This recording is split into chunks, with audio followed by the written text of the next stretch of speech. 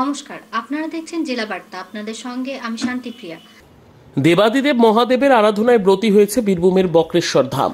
জ্যোতিষ মতে শ্রাবণ মাস খুবই শুভ। এই মাসে শিবের আরাধনা অত্যন্ত শুভ বলে মনে করা হয়। অনেকেই এই মাসে শিব ও মা পার্বতীর আরাধনায় নিজেদের লিপ্ত রাখেন। দেবাদিদেব মহাদেবকে তুষ্ট রাখতে গুড়, ছোলা, বেলপাতা, ধূত্র দিয়ে প্রসন্ন রাখেন। সেই শ্রাবণ মাসের সোমবারগুলিকে খুবই শুভ বলে মনে করা হয়। 2024 সালে শ্রাবণ মাসে সোমবার কটি রয়েছে? 2024 সোমবার শ্রাবণ মাসে মোট 5টি সোমবার পড়ছে। শ্রাবণের প্রথম সোমবার 22 জুলাই পড়ছে। 29 জুলাই দ্বিতীয় সোমবার পড়ছে শ্রাবণ মাসের। তৃতীয় সোমবার পড়ছে 5 আগস্ট। শ্রাবণ মাসের চতুর্থ সোমবার 12 আগস্ট। এরপর শ্রাবণ মাসের পঞ্চম ও শেষ সোমবার 19 আগস্ট। গ্রিক পঞ্জিকা অনুসারে শ্রাবণ এই বছর 29 দিন থাকবে। শ্রাবণ ঘিরে পৌরাণিক কাহিনী। সমুদ্র মন্থনে যখন দেবতারা এবং অসুরেরা অমৃত বা অমরত্বের সন্ধান করতে একত্রিত হয়েছিলেন, তখন সমুদ্র মন্থন করার সময় বহু জিনিস উঠে আসে সোনা, উঠে আসে পশু পক্ষী, উঠে আসেন ধনদেবী লক্ষ্মী, উঠে আসেন ধন্বন্তরী। এরপর আসে হালাহাল নামের বিষ, যা পান করে নেন দেবাদিদেব মহাদেব। তিনি নীলকণ্ঠ হয়ে যান। তারপর থেকেই দেবাদিদেব নীলকণ্ঠ নামেই পরিচিত হন। শ্রাবণ মাসে তাই মহিলারা দেবাদিদেবের আরাধনা করে থাকে।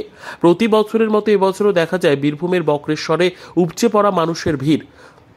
সকল মা বোনেরা মন্দিরে সকাল থেকেই পুজো দিতে যান। আর আজ এই প্রথম সোমবার। এর পাশাপাশি কড়া নজরদারিতে রাখা হয়েছে গোটা মন্দির চত্বরকে। সেখানে পুলিশ মোতায়েন করা হয়েছে যাতে কোনো অপ্রীতিকর ঘটনা না ঘটে, তার জন্য নজর রেখেছে সর্বক্ষণ।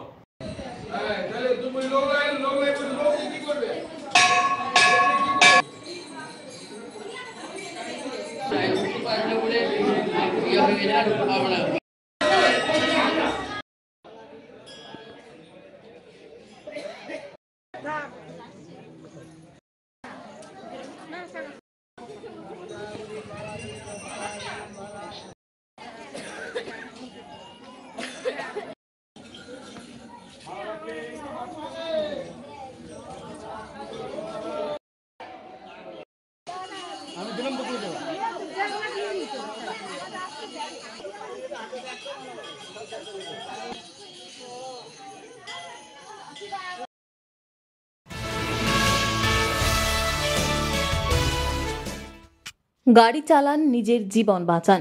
বোলপুর থানার উদ্যোগে save drive save life rally. Bolpur থানার উদ্যোগে আজ save drive save life rally বের হয়ে বোলপুর চিত্রা মোড় পর্যন্ত যায়।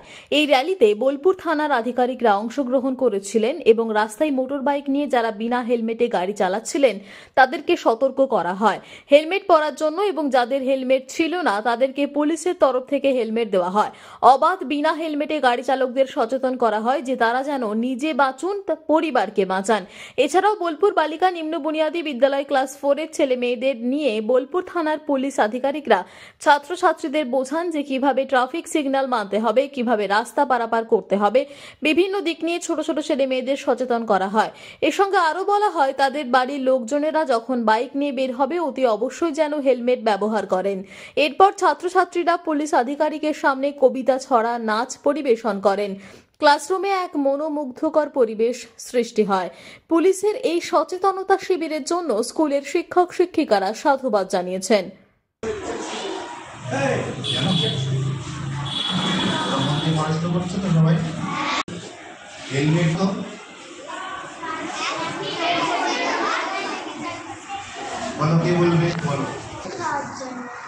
হেলমেট পরলে অ্যাক্সিডেন্ট হবে না, তাই তো? সব জায়গাতেই চলছে ট্রাফিক সচেতনতা। স্যার বলে দিয়েছে আমাদের সিগন্যাল সম্বন্ধে, যে ট্রাফিক বলতে দেখেছো তো, লাইট জ্বলে লাল হলুদ। তাহলে তোমরা বোঝো, বাবা মা বোঝে না, তাই তো? তারাও তো হেলমেট পরে। যারা হেলমেট পরবে না তাদের বিপদ হবে। বিপদ হলে কি হবে? সবার দুঃখ হবে, তাই তো? তাহলে সবার দায়িত্ব আছে, আমাদের দায়িত্ব আছে, তোমাদের দায়িত্ব আছে, বাবা মায়েদের দায়িত্ব আছে, সবাই মিলে। আমি একটি কবিতা বলবো। বহুদিন ধরে রবীন্দ্রনাথ ঠাকুর, বহুদিন ধরে বহু ক্রোশ তুলে বহু ব্যয় করি। তোমরা সবাই দেখছো এখানে স্যাররা এসেছে। ওনারা এসেছে সেভ ড্রাইভ সেভ লাইফের জন্য। এটা আমাদের নিজেদের ভালোর জন্যই এসেছে। আমরা যেভাবে রাস্তা পারাপার করবো না করবো স্যাররা বেশ ভালোভাবে। আমার নাম অনুষ্কা সরকার। আমি একটি কবিতা বলবো। দূরের পাল্লা সত্যেন্দ্রনাথ দত্ত, শিক্ষার চিন্তা তিনজন মাল্লা চৌপাট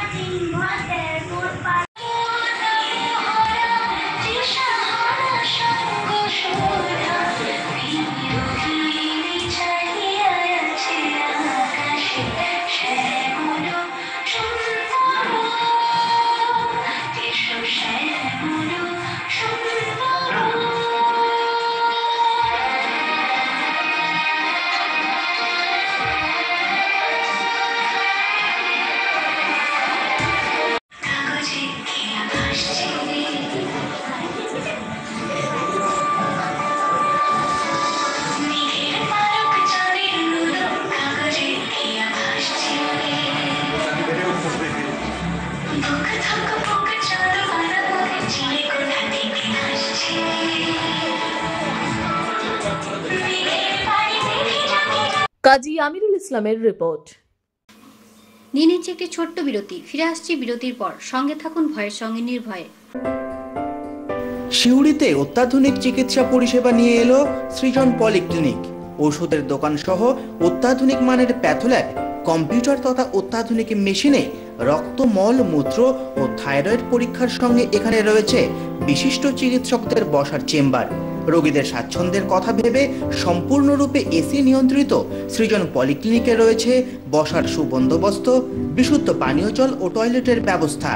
এখানে বসছেন সিউড়ি সদর হাসপাতালের বিশেষজ্ঞ চিকিৎসক সহ অন্যান্য শহর ও হাসপাতালের বিশিষ্ট চিকিৎসকরা। সৃজন পলিক্লিনিক ও প্যাথোল্যাব, সিউড়ি, বীরভূম। সিউড়ি সদর হাসপাতালের পাশে ফাঁড়ি ঘরের উল্টো দিকে। Mobile number 8373071019, 9474437713, 9434326822। ফিরে এলাম বিরতির পর। উচ্ছেদ হকারদের পুনর্বাসনের উদ্যোগ বোলপুর শহরে। মুখ্যমন্ত্রীর নির্দেশে জবরদখল করা সরকারি জায়গায় যারা বসেছিল বা বাড়িঘর নির্মাণ করেছিল তাদের উচ্ছেদ করা হয়েছিল। তাদের পুনর্বাসনের জন্য আজ বোলপুর শহরে এসএসডি আধিকারিক, বোলপুর পৌরসভা ও বোলপুর প্রশাসনের সহযোগিতায় সরেজমিনে খতিয়ে দেখা হচ্ছে। উচ্ছেদ হকাররা তাদেরকে কিভাবে পুনর্বাসন করা হবে এসএসডি বোর্ড মিটিং এর পর সিদ্ধান্ত নিয়ে খতিয়ে দেখা হচ্ছে। হকাররা যে যেখানে বসে আছে তাদেরকে কিভাবে পুনর্বাসন করা সম্ভব হবে। আজকে শান্তিনিকেতন শ্যামবাটি মোড় থেকে শান্তিনিকেতন রোডের ধারে যে সকল হকাররা ব্যবসা করত তাদের পুনর্বাসনের জন্য খতিয়ে দেখা হচ্ছে। এছাড়াও বোলপুর একটি আন্তর্জাতিক শহর, সেই শহরকে কিভাবে সৌন্দর্য সাজিয়ে তোলা যায় সেদিকেও লক্ষ্য রাখা হচ্ছে।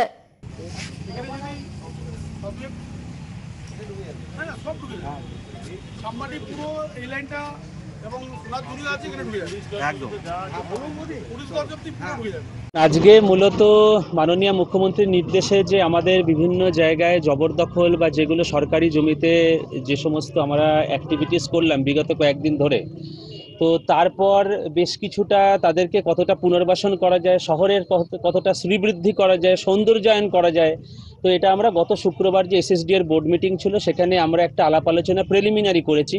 তো আমাদের এখানে মাননীয় চেয়ারম্যান এবং আমাদের এসএসডি এর চেয়ারম্যান মাননীয় চন্দ্রনাথ সিনহা স্যার, উনি আমাদেরকে বলেছিলেন যে একটা সার্ভে করে একটা রূপরেখা তৈরি করা, যে কতটা সৌন্দর্যায়নের দিকে যাওয়া যায়, কতটা যারা যে যেখানে বসে রয়েছে তাদেরকে পুনর্বাসন করানো যায়। তারপরে প্রিলিমিনারি সার্ভে আজকে করছি।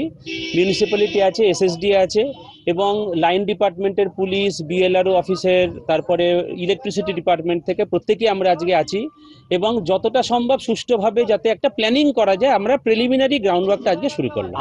কাজী আমিরুল ইসলামের রিপোর্ট। আজকে জেলা বার্তা এই পর্যন্তই। নমস্কার।